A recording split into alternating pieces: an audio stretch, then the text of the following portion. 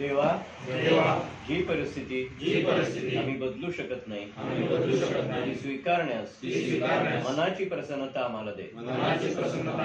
जी परिस्थिती आम्ही बदलू शकतो ती बदलण्याचे धैर्य आम्हाला लाभू दे आणि अशा परिस्थितीतला भेद जाणण्याचे ज्ञान आम्हाला दे। Good afternoon. बोला, आज कुठला विषय आपण घेऊया? महत्वाचा काही वाटतोय ज्याच्यावर आपल्याला फोकस करता येईल? कोण सुचवतोय का? कुठला वाटतोय तुम्हाला महत्वाचा विषय?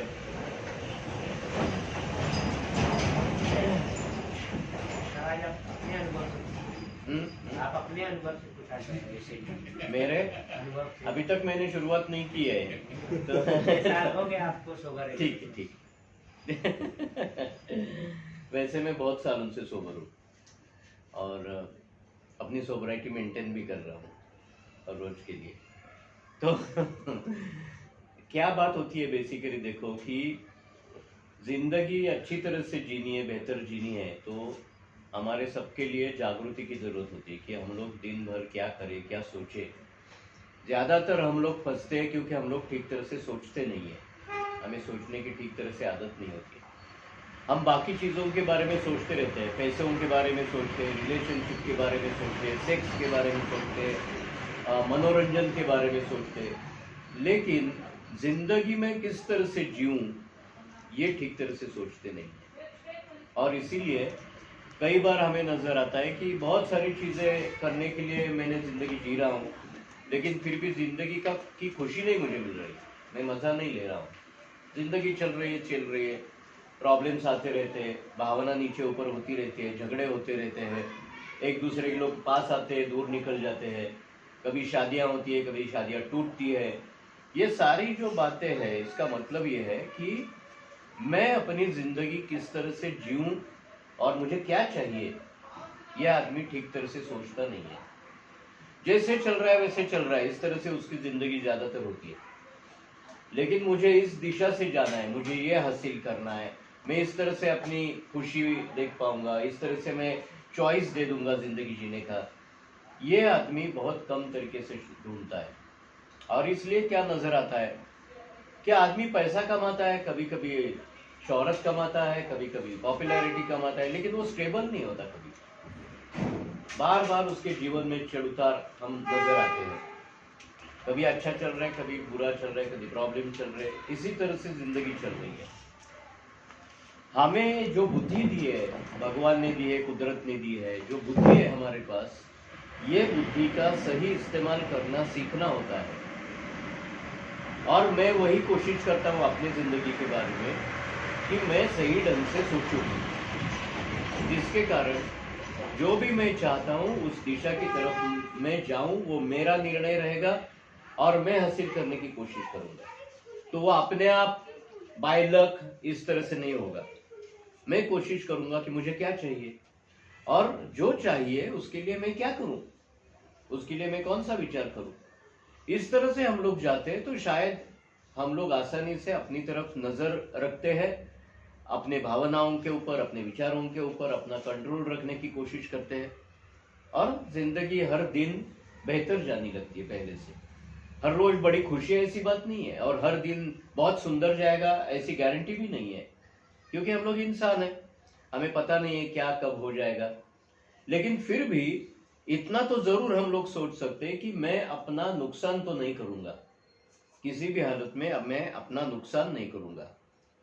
बाय लक नुकसान हो जाएगा तो उस पर मेरा तो कोई अधिकार नहीं है, ना कोई कंट्रोल है। लेकिन जिसमें कंट्रोल है वो तो मैं सोच समझ कर ले लूंगा। ये बात हमें ध्यान से लेनी है। कई बार हम लोग प्रॉब्लम में गिरते हैं क्योंकि हम लोग सोचते ही नहीं है ठीक तरीके से कि जो मैं कर रहा हूं उसके परिणाम क्या होने वाले, इसके बारे में ज्यादातर हम लोग सोचते नहीं है। तो अचानक करते हैं, मजा लेने के लिए करते हैं, और बाद में हमें पता चलता है अरे बाप रे इसके परिणाम तो मुझे भुगतने पड़ेंगे। फिर डर मन में पैदा होता है, निराशा मन में पैदा होती है, चिंता मन में पैदा होती है, ये भावना पैदा होने लगती है। क्यों? क्योंकि मैं कर चुका हूं, अब परिणाम का सामना मुझे करना है। परिणाम का सामना जब करने का वक्त आता है तो मुझे डर लगने लगता है। तो मुझे चिंता लगने लगती है, तो मुझे निराशा आती है, तो मुझे गिल्टी लगता है। क्यों? क्योंकि करने से पहले मैंने जागृति नहीं रखी थी कि मैं क्या करने जा रहा हूं। ये जब मैं सोचता नहीं हूं तो मुझे सारे इस तरह के परिणामों को भुगतना पड़ता है। कई समय ऐसा भी होता है कि हमें अचानक कुछ करना पड़ता है, ऐसा होता है, अचानक कुछ करना पड़ता है। हर बार सोच समझ कर नहीं कर पाते हम लोग। जैसे एक्सीडेंट्स होते हैं तो अचानक एक्सीडेंट्स होते हैं, ऐसा हम लोग मानते हैं।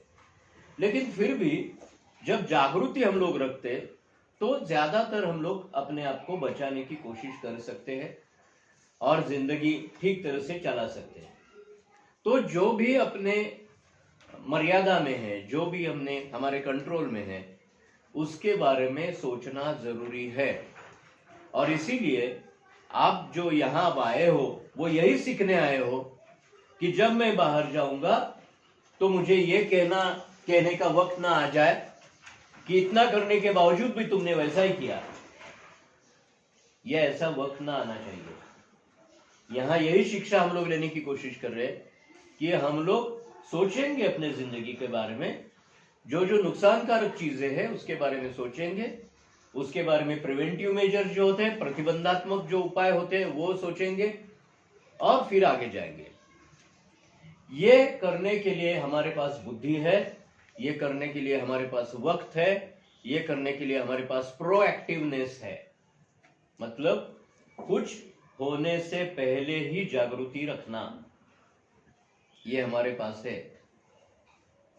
जो शायद इंसान के लिए एक बड़ी गिफ्ट है जो भगवान ने दी है या कुदरत ने दी है। प्राणी इस तरह से नहीं सोच सकते। प्राणी एक्चुअली इस डायरेक्शन में कभी जाते ही नहीं कि इस तरह का कोई वक्त आ जाए।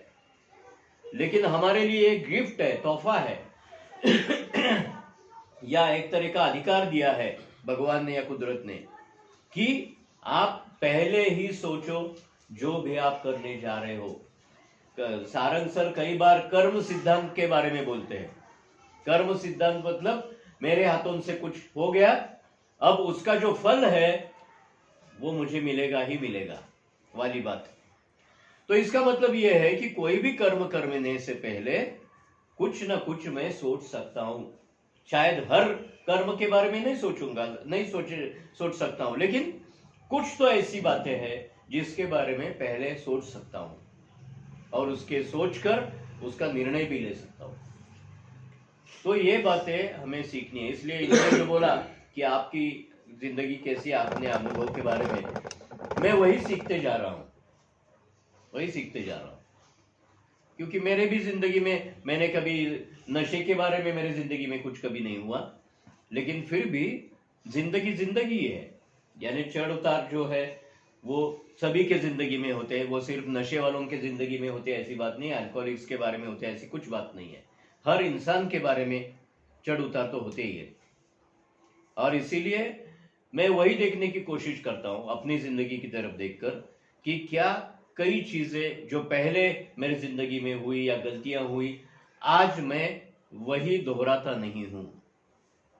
आज मैं कोशिश करता हूं कि अब वापस मेरे हाथों से वैसा नहीं हो जाएगा जो शायद पहले हुआ था। ये हमें सबको सीखने की जरूरत है और ये सब सीख सकते हैं। इसीलिए बाहर जाकर रिलैक्स नहीं होना है। ये यही बात है कि पहले सोचो, बाद में बोलने से कोई मतलब नहीं है। पहले सोचो, पहले सोचो कि आप क्या करना चाहते हो और किस तरह से निर्णय लेना चाहते हो। तो आज तक शायद ये विचार नहीं किया होगा, आज इसी तरह से जिंदगी गई और पता भी नहीं था कि अरे मुझे सोचना है, मुझे सोचना है। लेकिन अब तो ये वक्त आ गया, या ये जो मौका मिला है यहाँ अंकुर में, ये मौका वही है। इसीलिए तो हम लोग आए हैं कि हम लोग इसके बारे में सोचे और निर्णय लेना सीखे, जागृति सीखे कि आज तक ऐसा हुआ लेकिन इसके बाद वैसा नहीं होगा। ये सीखना हमारे सबके लिए बहुत जरूरी है। ओके, तो इनका सवाल तो छोटा था लेकिन मैं थोड़ी सी ज्यादा बड़बड़ कर सकता हूँ इसके ऊपर, तो मैंने की है। नशा छोड़ना बहुत बार हम हॉरिबल करते हैं, हॉरिबल, क्योंकि छोटे छोटे इवेंट की वजह से पीने जाते हैं। कि क्या घर में झगड़े हुए, बहस हो गई, गए पीने, कोई कुछ बोला, गए पीने, कुछ नहीं मिला, गए पीने। ये तो बातें होने वाली है जिंदगी भर। कभी कोई बात पर से बहस हो सकती है घर में, कोई चीज के लिए कोई ना बोल सकता है, उसमें कौन सी ऐसी बड़ी बात है। तो हम हर क्या बोलते हैं, मन के खिलाफ होने वाली बात का कनेक्शन नशे से जोड़ते हैं, क्योंकि प्लेजर सीकिंग एटीट्यूड है, मजा लेने की वृत्ति। हमेशा मुझे मजा आना चाहिए, हमेशा मुझे मजा आना चाहिए, और मैं जिस चीज से मजा चाहता हूँ उससे ही मजा आना चाहिए। और मेरी मजे लेने की जो चीजें है वो सब रिस्की है। नशा करना, फास्ट राइडिंग, या बिंदास की किधर भी घूमना, बिंदास रहना, मतलब गैर जिम्मेदारी से बर्ताव करना, जो मन में आया किया, जो अच्छा लगा वो किया, सोचा नहीं आगे पीछे का, अभी खुशी मिल रही है इसलिए किया, तो ये सब रिस्की बिहेवियर है। और इसलिए ये सावधानता का महत्व है, क्योंकि ये जो हम बात करते हैं घटना, विचार, भावना, वर्तन और परिणाम, वो किस लिए बात करते हैं कि हमारे विचार क्या है, उससे भावना क्या आ रही है, उसका आगे बर्ताव क्या होने वाला है, और उस बर्ताव के क्या क्या परिणाम हो सकते हैं। हम सोचने लगेंगे, एनालिसिस करने लगेंगे, और कोई ऐसे बर्ताव में समझ में आएगा कि ये बर्ताव किया तो बुरे परिणाम होंगे, तो हम वो समझ के रुक सकते हैं। ये इसका इंटेंशन है। एकदम सिंपल है वो समझना, और फॉलो भी करना सिंपल है अगर देखा जाए तो। पर हम पुरानी मानसिकता से बाहर आके ये ढूंढना ही चालू नहीं करते, ये सीखना चालू ही नहीं करते। बस आते रहते, खाते पीते, बस कब जाऊंगा, बस इतना ही सोचते रहते। तो ये दिमाग में जाएगा नहीं ऐसा। वो ध्यान दे के सीखना पड़ेगा। खाली जो टाइम रहता है, जैसा ये जस्ट फॉर टुडे, वो क्या बोलते हैं, फक्त आजचा दिवस, इसमें जो बताया है ना की मी संध्याकाळी एक अर्धा एक तास स्वतःसाठी देईन, त्यात विचार करीन की काय काय घडलं, काय काय केलं दिवसभर। ये जो लिखा है इसमें, वो किस लिए है? इन्वेंटरी के लिए।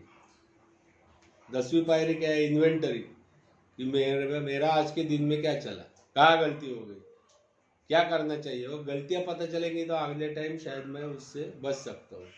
इसलिए ये सब प्रोग्राम का जो अलग अलग विषयों पर है, कंपैरिजन, बहुत बार कंपेयर करके मैं दुखी होता हूँ, अरे उसके पास ये है मेरे पास नहीं है, तो पाने के चक्कर में गलत रास्ता पकड़ता हूँ, तो बहुत बार धोखा हो सकता है। तो नहीं नहीं नहीं, नहीं।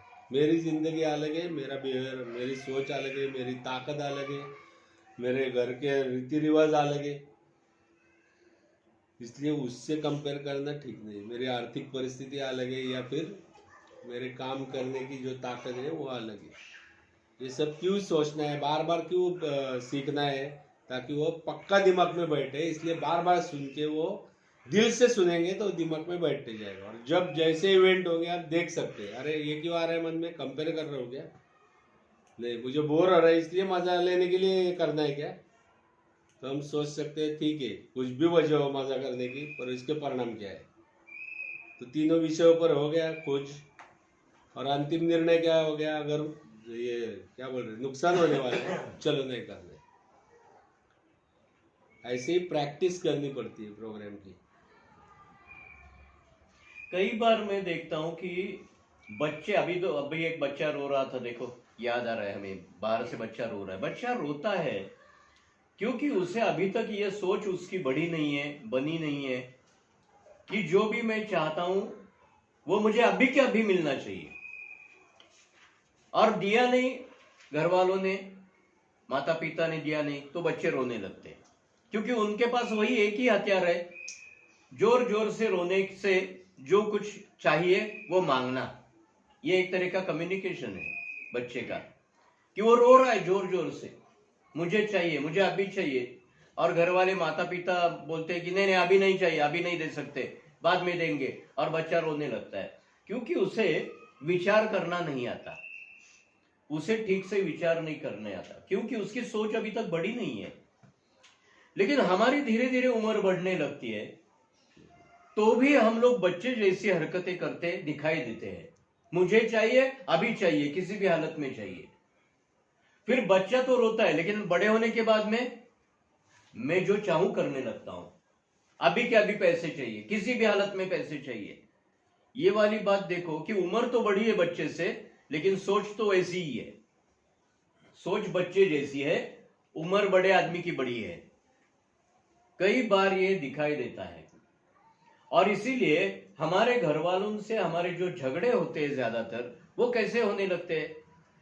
एक तो नशे के चंगुल में हम लोग फंसते हैं, और वो नशे का प्रभाव हमारे ऊपर बढ़ने लगता है, और किसी भी हालत में मुझे पीना पड़ता है, क्योंकि मैंने नहीं पिया तो मुझे तकलीफ होने लगती है, अस्वस्थता आती है, विड्रॉल्स आने लगते हैं, तकलीफ होती है, और डर के मारे आदमी इसी तरह से रोने लगता है, जोर जबरदस्ती करने लगता है, गुस्सा निकालता है, और वही बोला अभी क्या अभी चाहिए, अभी क्या अभी चाहिए। यही बात उसकी बढ़ने लगती है, क्योंकि उसको तकलीफ होती है। लेकिन हम लोग ये सोचे कि अब नशा नहीं है, शरीर में तो नशे का पदार्थ गया नहीं है, दिमाग में नशा गई नहीं है। आज वो स्थिति कैसी है?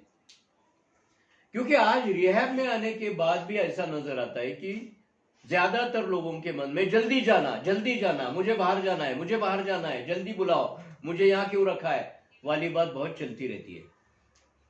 इसका मतलब है कि अब नशा नहीं है, अब बच्चे जैसी उम्र नहीं है, फिर भी सोच तो वही है। क्योंकि मैं रिहैब में आया हूं, और रिहैब में आया हूं क्योंकि रिहैब में आने की जरूरत पड़ी, इसलिए रिहैब में आया हूं। अपने आप रिहैब में नहीं आया हूं, रिहैब में आने की जरूरत पड़ी, क्योंकि मेरी नशा छूट नहीं रही थी, मुझे प्रॉब्लम हो रहा था, मैं अपने आप छोड़ नहीं पा रहा था, मुझे वो कैसे छोड़ना है पता नहीं है, और घर वाले लोगों से मेरे झगड़े बार बार चल रहे थे। सिर्फ मैं पी नहीं रहा था, मैं झगड़े भी कर रहा था, मुझे तकलीफ भी हो रही थी, मेरा गुस्सा भी बढ़ रहा था, मैं एग्रेसिव भी हो रहा था। इतने सारे समस्या, इतने सारे प्रश्न मेरे जिंदगी में चल रहे थे, लेकिन मुझे निर्णय लेना नहीं आ रहा था, क्योंकि ये बीमारी ऐसी कि मैं खुद निर्णय नहीं ले पा रहा हूं। तो किसी ने मुझे लाया कि तू डिसीजन नहीं ले पा रहा है, तू सोच नहीं पा रहा है, ओके हमें सोचना पड़ेगा, क्योंकि हम लोग देख रहे हैं सामने क्या चल रहा है। और उन लोगों ने हमें रिहैब में लाया। अब रिहैब में आने के बाद में, कुछ दिन के बाद में, जब नशा मन से बाहर आ गई, दिमाग पर उसका असर कम हो गया, शरीर पे असर कम हो गया, तो मैं क्या सोचने लगा? तो कुछ सोच में बदलाव है क्या? मैंने कभी अपनी तरफ देखा क्या? अरे तुम्हारी उम्र क्या है और बर्ताव कैसे कर रहे हो? उम्र तो तुम्हारी 20 साल से ज्यादा है, और बर्ताव कर रहे हो 10 साल के लड़के जैसा, जिसको शायद सोचना नहीं आता, 5 साल के लड़के जैसा सोचना नहीं आता। तो कई बार ये प्रॉब्लम होने नजर आता है कि अरे उम्र के हिसाब से, हमारी शास्त्र में जैसे हम लोग बोलते हैं कि इसे बोलते हैं एज अप्रोप्रिएट बिहेवियर, उम्र के हिसाब से सोचना आना जरूरी है। उम्र के हिसाब से सोचना आता है तो हमें पता चलता है यार मैं कौन हूं, मेरी उम्र क्या है, मेरे ऊपर कौन सी जिम्मेदारी है, मुझे कौन सी जिम्मेदारी निभानी है। हमारे में से कई लोगों की शादी हो चुकी है, वो शादीशुदा है, इसका मतलब है उनके घर में बीवी रहेगी, बच्चे रहेंगे, बाकी शायद फैमिली रहेगी। तो क्या उनको ये समझ में नहीं आ रहा है कि उनके ऊपर जिम्मेदारी कौन सी है और किस तरह से जिम्मेदारी निभानी है? अभी भी मन में बीवी के बारे में गुस्सा, माँ पिता के बारे में गुस्सा, बहन भाई के बारे में गुस्सा। क्यों? वो लोग चाहते तू अच्छा बन जाए, इसलिए रिहैब में लाया, और मुझे उनके प्रति गुस्सा आ रहा है कि उन्होंने मुझे जबरदस्ती डाला है, और मुझे एक तरीके की ये जो पनिशमेंट दी है जोर जबरदस्ती से, मुझे बहुत गुस्सा आ रहा है, और ये अस्वस्थता नजर आती है, क्योंकि ये लोग सोच ही नहीं रहे कि मैं जो उम्र का हूं, मेरे ऊपर जो जिम्मेदारी है, क्या मैं वो जिम्मेदारी निभा रहा था या नहीं निभा रहा था। क्योंकि जब तक ये सोच मेरे मन में नहीं तैयार हो जाएगी, मेरा बाहर जाना मुश्किल ही है। और मैं क्या करूंगा बाहर जाकर? जिसे ये जिम्मेदारी समझती नहीं है, उसे छोड़कर क्या करेंगे? जैसे कि बच्चों को माँ पिता इस तरह से छोड़ नहीं देते।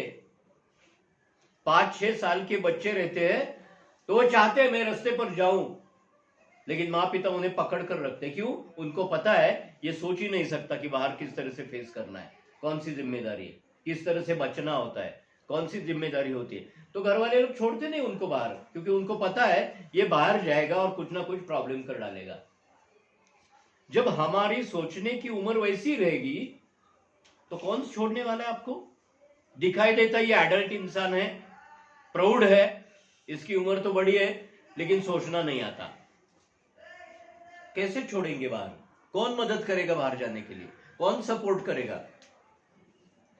आपको पता चलेगा। और आपकी तरफ जो कई लास्ट टाइम भी जिसने सवाल पूछा था इस तरह के कि मैं घर जाने वाला हूं, घर वाले लोग मेरे ऊपर विश्वास करेंगे क्या? हर बार ये सवाल पूछते ही रहते हैं हम लोग।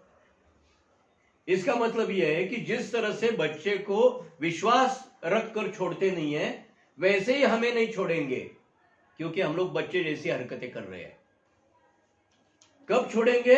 अरे ये एडल्ट हो गया, जैसे ये उम्र है इसकी, अब इसको जिम्मेदारी समझती है, अब जाने दो इसको, अब ये कुछ नहीं करेगा, ये ठीक रहेगा, क्योंकि इसके समझ में आ गई जिम्मेदारी। जब तक ये बदलाव नहीं होता तब तक आपके ऊपर कौन भरोसा रखेगा? क्योंकि उनको नजर आ रहा है, अरे इसकी उम्र तो बड़ी है लेकिन सोचना नहीं आता इसको। मतलब उम्र 25 साल की, उम्र 30 साल की, उम्र 50 साल की, सोच रहा है 5-10 उम्र के बच्चे जैसा, अभी चाहिए अभी चाहिए। ये जब तक बदलाव नहीं होता तब तक कोई हम पर भरोसा नहीं करता। और ये एक बड़ा मौका है हमें यहां कि मैं अपनी तरफ देखकर अपने आप का परीक्षण करूं कि क्या मेरे से गड़बड़ होती है, किस तरह से मेरे से प्रॉब्लम्स होते हैं, हरकतें होती है, जिसकी वजह से मैं बार बार समस्या में गिर रहा हूं, बार बार। ये जब तक नहीं होता तब तक इसी तरह से हम लोग रिलैप्स होते रहेंगे, बार बार नशा करेंगे, बार बार पिएंगे। घर वाले लोग क्या कर सकते? पकड़ कर रिहैब में डाल सकते, क्योंकि वो लोग तो डॉक्टर नहीं है, थेरेपिस्ट नहीं है, काउंसलर्स नहीं है, उनके पास नहीं है सॉल्यूशन। तो उन्हें लगता है कि अरे रेडीमेड सॉल्यूशन तो रिहैब में रहता है, तो आपको पकड़कर रिहैब में डालेंगे। आपने सोचा नहीं, तो इसी तरह से ये चलते रहेगा, चलते रहेगा, चलते रहेगा। उम्र रुकने वाली नहीं है, उम्र तो जा रही है, उम्र बढ़ रही है, क्योंकि काल कभी रुकता नहीं, आपको पता है, टाइम रुकता नहीं। तो हमारी उम्र तो बढ़ते जा रही है।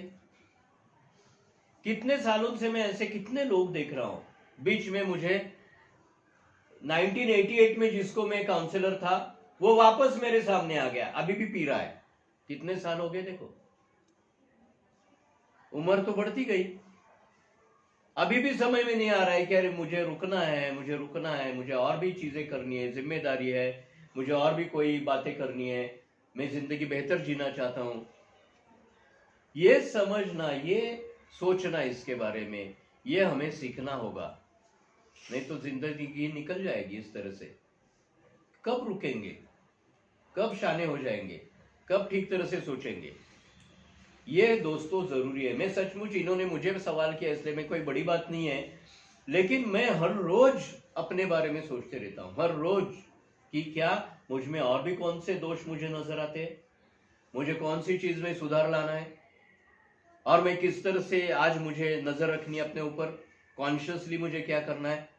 जब भी मैं सुबह उठता हूं, मैं पहले अपने साथ बात करता हूं कि मुझे कौन सी बात कमी है, कौन सी बात करनी है, कौन सी बातों में कंसिस्टेंसी मेरी नहीं है जो मुझे रखनी होगी। ये कॉन्शियस थिंकिंग है। कॉन्शियस थिंकिंग मतलब जानबूझकर सोचना, जानबूझकर सोचना। ये जरूरी होता है, क्योंकि हम अपने आप को जो जान सकते हैं, कोई दूसरे से, एक ही इंसान है जो खुद को जानता है, वो है सिर्फ खुद इंसान। वो उसकी जिंदगी समझ सकता है, दूसरा उसकी जिंदगी नहीं समझ सकता। वो दूर से देख रहा है, एक एंगल से देख रहा है, लेकिन मैं खुद अपने अंदर जाकर खुद को देख सकता हूं और बोल सकता हूं, नहीं मुझे ये क्यों नहीं आ रहा है, मैं क्यों ऐसा बर्ताव करता हूं, मुझे क्या चाहिए, मुझे किसमें खुशी होती है, मुझे किसमें समाधान है, मुझे किसमें आनंद है, हैप्पीनेस है, मुझे ढूंढना होगा। जिंदगी मेरी है, किसी दूसरे की नहीं है। इसलिए दूसरे बस सामने से समझ सकेंगे, पीछे से समझ सकेंगे, लेकिन उनको क्या पता मैं अंदर से कैसा हूं। वो सिर्फ मैं समझ सकता हूं। और इसलिए हम ही ऐसे होते जो अपने आप का सही परीक्षण कर सकते हैं। लेकिन ये सीखने के लिए हमें लोगों की मदद लगती है। आपको ये बोलना पड़ता है कि मुझे ऐसा हो रहा है, मेरे प्रॉब्लम्स ऐसे मुझे लग रहे हैं, इसके लिए कौन सा सॉल्यूशन है। तो साइकोलॉजिस्ट, काउंसलर्स, ये बाकी लोग आपको मदद कर सकते हैं और आपको बता सकते हैं कि कैसे देखना है अपनी तरफ, किस तरह से सोचना है। तो हमें रास्ता मिल जाता है और जिंदगी बहुत बहुत सुंदर है, बहुत सुंदर है। तो वो रास्ता भी हमें पता चलता है उस रास्ते का। रास्ता तो आसान है पर एक्सेप्टेंस नहीं है उस रास्ते का, ये प्रॉब्लम है। सॉल्यूशन फटाफट मिलते, तो जो इस दौर से गुजरे वो देते, काउंसलर्स देते, ए मेंबर्स देते, और हम वो एक्सेप्ट नहीं करते, इसलिए रिलैप्स होती है। और जो हमारे पास नहीं है उसके बारे में ज्यादा सोचते हैं हम, जो है उसको भूल जाते। मतलब कोई कोई देखो कि उसका बंगला था या उसका बिजनेस था, सब रिश्तेदार थे, एक दो रिश्ते में शायद उसको कुछ प्रॉब्लम हुआ, या बिजनेस में उतार चढ़ाव हुए और उसने पीना चालू किया और फालतू चीजों का टेंशन लेके ज्यादा पिया। धीरे धीरे क्या हो गया कि उसका बिजनेस नीचे आया और ध्यान हट गया, पीने के इसमें फंस गया और रिश्ते नाते खराब होते गए। जो दो खराब थे उससे ज्यादा खराब हो गए और अभी शायद 4-5 रिलैप्स के बाद उसके पास एक फ्लैट बचा है और 2 रिश्ते बचे, बाकी सब चला गया। तो वो क्या सोच सकता है, उसके पास जो नॉलेज है उससे वो जॉब कर सकता है, जो फ्लैट है वो वैसा का वैसा रख सकता है, जो 2 रिश्ते हैं उनको संभाल सकता है, जो शरीर है उसको संभाल सकता है। पर जो नहीं है उसके बारे में ज्यादा सोचते हैं और जो है वो लेके आगे नहीं बढ़ते, इसलिए ज्यादा करके रिलैप्स होती है हमेशा दुख में, क्योंकि डिमांडिंग नेचर है। जरा भी हम समाधानी रहने की कोशिश नहीं करते। समाधानी का मतलब ये नहीं जैसे कि वैसे रहो, पर धीरे धीरे आगे बढ़ो। कछुए की चाल बोलते हैं ना, हम खरगोश की तरह भागते हैं और रेस हार जाते हैं, ऐसा होता है। इसलिए बार बार रिलैप्स होती है, क्योंकि जो पाना चाहते हैं उसका तो तरीका रहता है वो सही नहीं रहा, तो जो डिप्रेशन आता है उसका एक ही सॉल्यूशन हमें मालूम है। जैसे जानवर को भूख लगती है तो वो क्या करता है, दूसरे जानवर पे अटैक करता है। वैसे एक ही सॉल्यूशन है, कुछ भी हुआ, दुख हुआ, नर्वसनेस आया, चलो पिएंगे और वो इमोशंस को थोड़ी देर के लिए हटा देंगे, क्योंकि वो इमोशन चाहिए ही नहीं। और एक तो बोलते हैं हमें चाहिए नहीं वो इमोशन, और वो इमोशंस को ही बढ़ाते रहते पी के। मतलब दिमाग में है क्या कि चाहिए कि नहीं चाहिए, या हमें ही तय करना पड़ेगा। पर नजदीकी छुटकारे के लिए बहुत बड़ी मुसीबतें मोल लेते हैं हम। नशा क्यों करते हैं? एंजॉयमेंट ना, क्यों बोर हो रहा है इसलिए, कंटाला आ गया इसलिए, दुख हुआ इसलिए, नर्वस है इसलिए, चलो जाके कुछ एंजॉय करते। और क्या करते, पी के दूसरे दिन क्या होता है, हाथ पैर थर कांपने लगते, उतरी दो, हैंगओवर होता है, काम पे जाने का सोचता नहीं, काम दूसरा कोई बिजनेस रहेगा तो वो सोचता नहीं, बस कहीं से तो पैसे लो या है वो निकालो या बैंक से निकालो या किससे मांगो और पहले उतार लो, बात का बाद में। और एक बार जरा सी शराब अंदर गई तो जब तक कोटा पूरा नहीं होता तब तक पीते रहते। इससे काम बिगड़ते हैं, क्योंकि पिया हुआ आदमी अगर समाज में घूमने लगे तो उसका बास आता है, उसके बोलने का तरीका बदलता है। बहुत बार खुद ही खुद को रोकता है, नहीं मैं पिया हूँ तो मैं जाऊंगा नहीं इसके पास, नहीं मैं पिया हूँ तो रिश्तेदारों को नहीं मिलूंगा, तो खुद ही खुद को ब्लॉक कर देते और नुकसान की तरफ बढ़ते रहते हैं, निगेटिव इमोशंस की तरफ बढ़ते रहते हैं। और इधर आने के बाद दुख किस बात का जताते हैं वापस, नहीं मेरा नुकसान हो रहा है, नहीं मुझे दुख हो रहा है, नहीं मुझे ये हो रहा है, वापस इसलिए पीना ही है। अरे जो हुआ है उधर ही रुको, क्योंकि हमें पता नहीं था जब पहली बार एंजॉय करने गए तो कि हम इस जाल में फंस जाएंगे नशे के, और आप फंस चुके हैं और उसका सॉल्यूशन ये रिहैब से या ए मेंबर से मिल चुका है। ए मीटिंग एक सॉल्यूशन है बाहर जाने के बाद, यहाँ एक सॉल्यूशन है कि ग्रुप सेशन से काउंसलिंग है, ये सॉल्यूशन मिल चुके हैं, तो उसका फायदा उठा के आराम से बाहर निकलो और अपनी अपनी जिंदगी चालू करो। पर ये आसान जो बात है एक्चुअली सोचने के लिए, उसको हम कॉम्प्लिकेटेड बनाते हैं। और इसलिए बार बार वो वापस दुख, नैराश्य, फिर मुझे क्यों डाला, फिर रिजाइनमेंट, गुस्सा, और बाहर जाके वापस कुछ दिनों बाद पीना या फौरन पीना, ये होता है। तो ये हर तरफ से अलग अलग नजरिए से देखना पड़ेगा इसकी तरफ। जैसे मैंने बोला कंपैरिजन, या ये अंदरूनी देखना पड़ेगा, आत्मपरीक्षण करना पड़ेगा, सेल्फ एनालिसिस करना पड़ेगा, देखना पड़ेगा कि मुझे जिंदगी में चाहिए क्या, और वो मिलेगा कैसे। अगर सचमुच वो चाहिए तो पी के तो कुछ नहीं मिलने वाला, नशे से कुछ नहीं मिलने वाला, चाहे वो गांजा हो, चरस हो। हम बहुत बार दारू की बात करते हैं, पर गांजा हो, चरस हो, ब्राउन हो, या कोई भी कोई भी टाइप का नशा, वो कभी आगे नहीं बढ़ा था। ऐसा सुना है क्या बहुत नशा किया हो उसकी तरक्की हो गई, ऐसा कभी सुना है क्या? तो ये समझ होके भी क्यों खुद को क्यों नहीं पूछते, अरे इतना समझ रहा है फिर भी तू क्यों कर रहा है? खोज इसको और हटा उस सोच को, और दूसरी सोच बना जो यहाँ सिखाया हुआ है, उसकी प्रैक्टिस कर। बार बार प्रैक्टिस करने से वो सोच जो हम बाहर से लेके हम सोचने की कोशिश कर रहे हैं, वो विचार को करने की कोशिश कर रहे हैं, वो आदत हो जाती है धीरे धीरे। वैसे विचार फिर आने लगते हैं, उसमें अच्छा लगने लगता है, मीटिंग करने में अच्छा लगता है, प्रोग्राम सुनने में अच्छा लगता है। जिसको ये प्रोग्राम सुनते समय बोर होता है ना, समझो वो रिकवरी की शुरुआत में भी नहीं है, उसकी शुरुआत भी नहीं है। जिसको ऐसा लगता है ना, अरे ग्रुप चलो आज नहीं क्या ग्रुप, अरे अच्छा हो गया, समझने का उसकी शुरुआत भी नहीं हुई है। क्योंकि एक टाइम था जब मुझे ऐसा लगता था चलो ग्रुप नहीं है ना, अच्छा हो गया, और बाद में एक ऐसा टाइम आया था कि अरे ग्रुप नहीं क्या आज, अरे सर ने छुट्टी ली क्या, आए नहीं क्या, अरे यार गया अच्छा मौका। तो वो रिकवरी थी, मेरी रिकवरी प्रोसेस चालू थी। वो प्रोसेस तो जिंदगी भर चलती है, पर एक फेज थी वो स्टार्टिंग की, जो लास्ट एडमिशन थी, तभी वो प्रोसेस चालू थी कि मुझे दुख होता था प्रोग्राम नहीं था।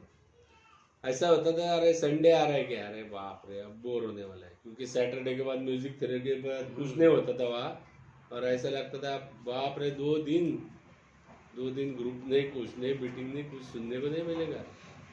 उसकी नैराश्य आता था। बहुत लोग उसमें खुश रहते थे कि चलो छुट्टी आज के कंपनी में काम है क्या, ईंटें उठा रहे क्या दिन रात, इस बात की। क्योंकि क्या होता है कि प्रोग्राम लेने का जो ये रहता है ना अट्रैक्शन, वो नहीं होता। और अट्रैक्शन किसको हो जाता है, जो सुधरना चाहता है, जो अपने आप को खोज रहा है, उसको ये अट्रैक्शन होता है, और तभी उसको ये नाराजगी आती है। जैसे पीना नहीं पी रहा है आदमी और उसके लिए पास पैसा नहीं है ना, तो वो नर्वस होता है ना, उतना तीव्र नहीं है, पर वो उसको दुख होता है कि अरे आज ग्रुप होता तो अच्छा होता।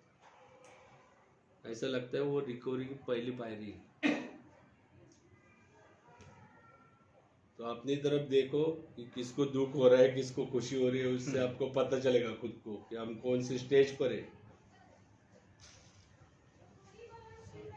हाँ,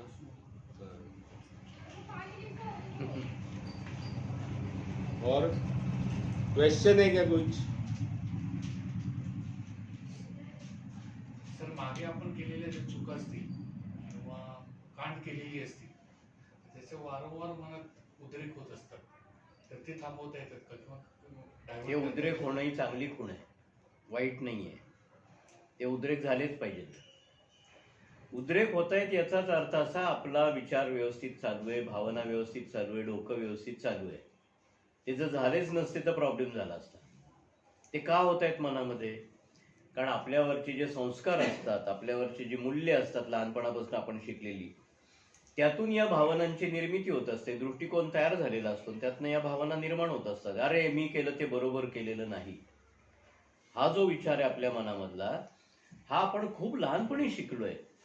काय चूक आणि काय बरोबर हे खूप लहानपणापासून आपण शिकलेलो आहोत.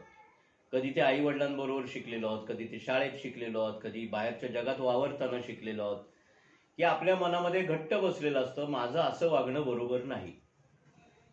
हे जे माझ्या मनामध्ये बसलेलं असतं ते जेव्हा मी माहीत असून सुद्धा तसंच वागतो, काही वेळेला माहीत असून सुद्धा मोहात अडकून तसं वागतो, नशेमध्ये तसं वागतो, आणि जेव्हा मी ती नशा उतरते आणि मला आठवायला लागतं काय घोटाळे झालेत ते सगळे, तेव्हा मला अस्वस्थ व्हायला लागतं त्या सगळ्यामुळं.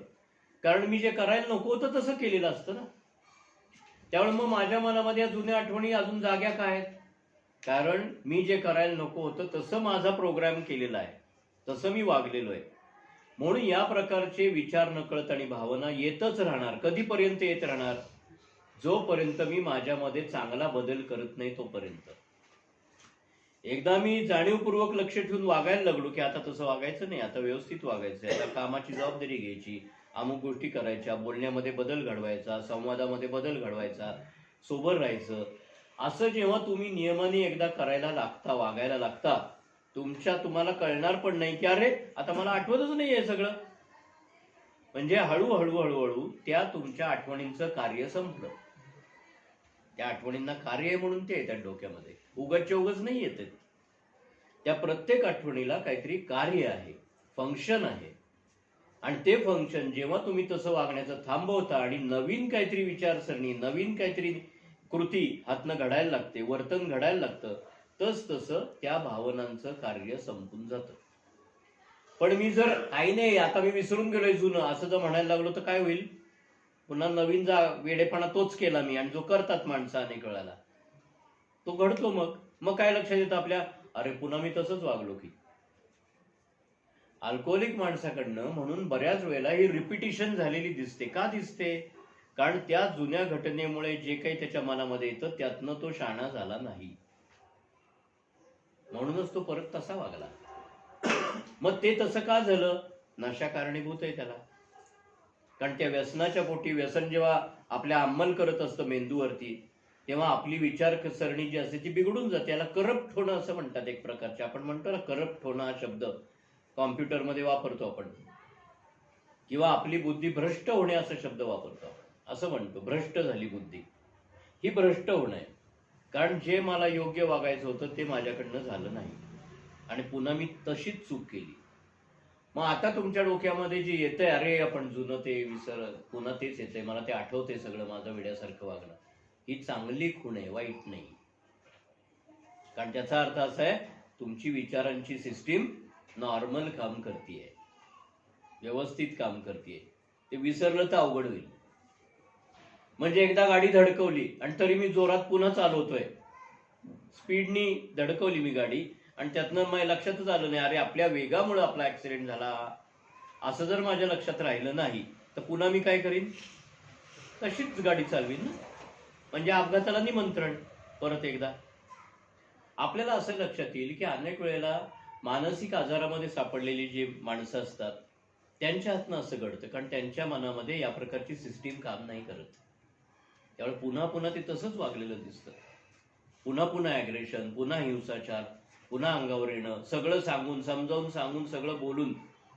मी अनेक पेशंट्स मी पाहिलेले अशा प्रकारचे की व्हायलंट झाला पेशंट, मग त्याला समजावून सांगितलं अरे असं नाही हा, तू असं नाही वागायचं, असं सगळं समजावून सांगितलं, औषध दिली, पण पुन्हा एकदा तो तसाच व्हायलंट झाला. म्हणजे काय झालं?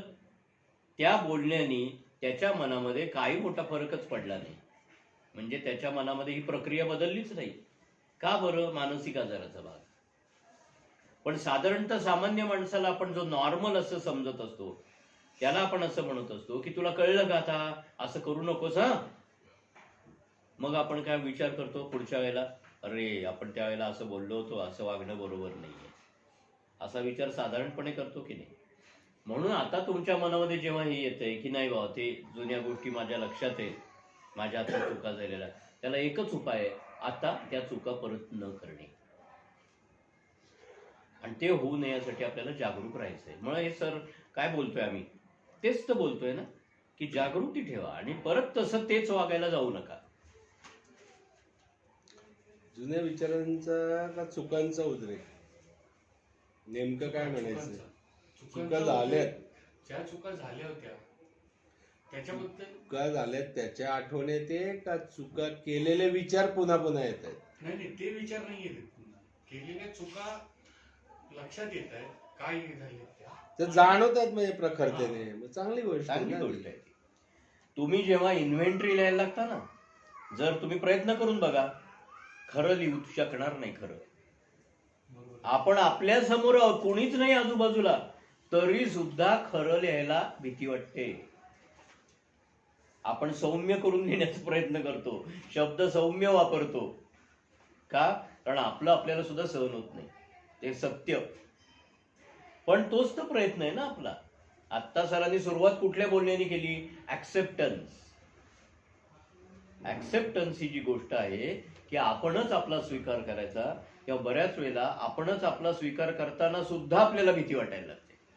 खरं तर दुसऱ्या कोणाचा काही संबंध नाही त्याच्यामध्ये, पण मलाच वाटतंय असा कसं मी वागलोय, आणि आता कसं मी तो विचार करू. नको, जाऊ दे, मरू दे, मी ते विचारच करत नाही, विचारच आणत नाही डोक्यामध्ये. अनेक माणसं आपल्याच स्वतःच्या कृत्यापासून, आपल्याच त्या कृत्यानुसार जाणाऱ्या विचारांपासून पळायचा प्रयत्न करतात. पळायला बघता, कुठे पळणार? पळता येईल असं नाही. म्हणजे एकच रस्ता आहे, स्वीकार. जे झालंय त्याचा स्वीकार कर. ठीक आहे, माणूस आहोत आपण वेड्यासारखं वागतो, आपण चुका करतो, पण माणसाचं आणखीन एक कोणतं चांगलं वैशिष्ट्य? तो चुका सुधारू शकतो. चुका सुधारू शकतो. हे माणसाचं ईश्वराने किंवा निसर्गाने दिलेलं सगळ्यात मोठं महत्वाचं वैशिष्ट्य आहे, की तो त्याच चुका परत होतील असं नाही होत. तर तो म्हणतो आता शहाणा होतो, आता नाही ते करत. हा जो बदल आहे, या बदलासाठी तर मनामध्ये या गोष्टी घडतात ना. हा बदल व्हावा म्हणून ते चाललंय ना. त्यामुळे त्या इमोशन चांगल्या आहेत, आवश्यक आहेत. एक दिवस असा येईल की मागे वळायला काही उरणारच नाही बघायला. महत्वाचं. मग तुम्ही मुद्दाम आठवणी काढता. उदाहरणार्थ, जेव्हा तुम्ही भावंड, घरातली जुनी माणसं अशी एकत्र येता काहीतरी कामानिमित्ताने, सणाच्या निमित्ताने, कार्यक्रमाच्या निमित्ताने, तेव्हा माणसं मुद्दाम होऊन आठवणी काढतात, माहिती आहे ना. आणि त्या आठवणींची गंमत घेतात. त्या सहज आलेल्या आठवणी नसतात, काढाव्या लागतात. इथे माणूस जाणीवपूर्वक त्याला प्रयत्न करावा लागतो, कारण त्याचं कार्य संपलेलं असतं. त्यामुळे आता त्याचं फंक्शन असं उरलं नाही.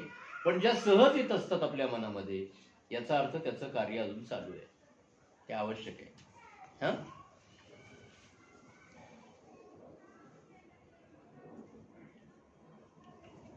ओके, अजून काही आहे का प्रश्न? बघा तुमचा. काय प्रश्न असतील तर विचारा.